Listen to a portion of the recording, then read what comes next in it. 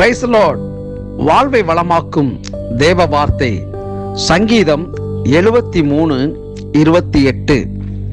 எனக்கோ தேவனை அண்டிக் கொண்டிருப்பதே நலம்.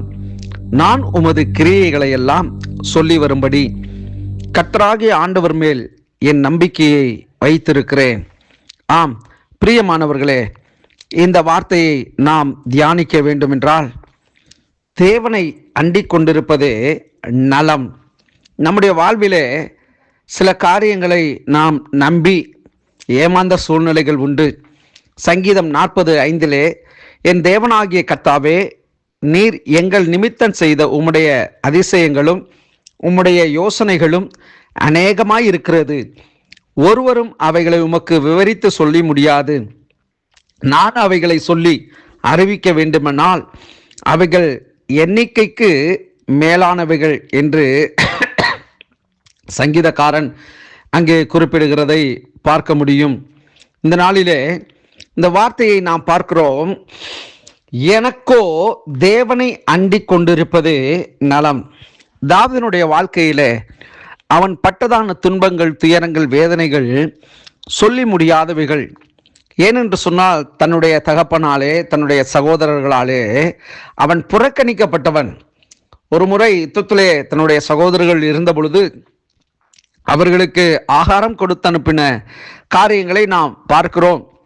அப்பொழுது தாவீது குறித்து அவனுடைய சகோதரர்கள் கேலி செய்வார்கள், கிண்டல் செய்வார்கள், பரியாசம் செய்வார்கள். நீ உன் தகப்பனுடைய ஆட்டை கொஞ்சம் இருக்கிற அந்த ஆட்டை மேய்த்து நீ பாதுகாக்காமல் இவ்விடத்திலே உனக்கு என்ன வேலை என்று சொல்லி அவனை பரிகசித்தார்கள்.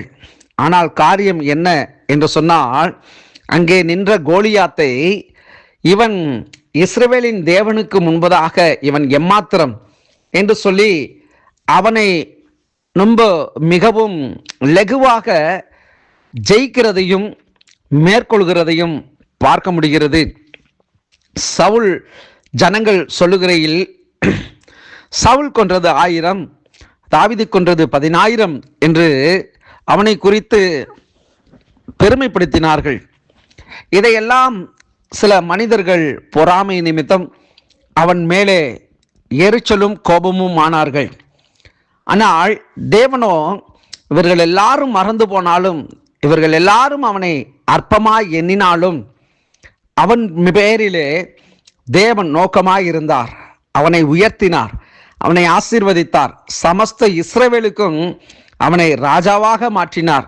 தாவீது என் இருதயத்திற்கு ஏற்றவன் என்று சொல்லி அவனை குறித்து வேதம் சொல்லும்படி இன்றைக்கு நாம் அதை வாசிக்கும்படிக்கு தேவன் அப்படிப்பட்ட ஒரு ஸ்லாக்கியத்தை இந்த மகாபிரிய மனிதனுக்கு தேவன் கொடுத்திருந்தார்.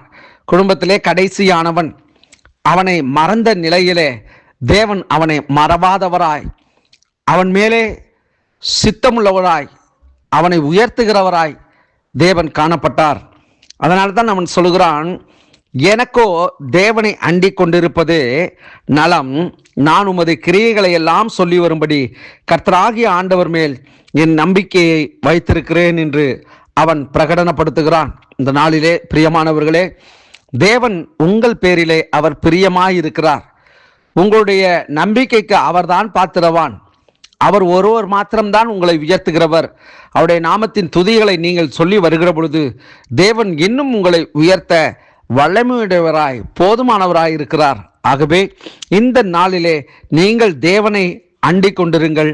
அது உங்கள் வாழ்க்கையிலே நலமாக இருக்கும். கர்த்தர் தாமே உங்களை ஆசீர்வதிப்பாராக. God bless you.